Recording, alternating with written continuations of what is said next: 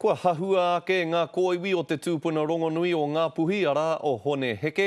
Nā runga i te mō-nia tērā ngā kōiwi tapu nei, te takahia i roto i ngā mahi whakawhanake i te takiwā o Pā Karaka i te tai tokerau. No te ata tū tonu nei, ka hikina ake ngā kōiwi i tētahi ana i Pā Karaka e 20 miniti i paihia.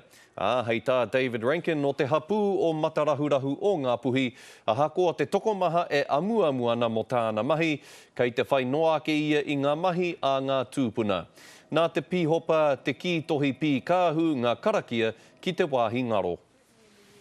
Ngā whare hau nei tūana, te pā tūana o te wāhina, nā ka oti iaia, he kaupapa mō ngā koiwi, taino ki te wāka huiwi tahi ngā puia e kōrero ai tēnei take kōhea te wāhi putunga mō te takotoranga o ngā koiwi nei.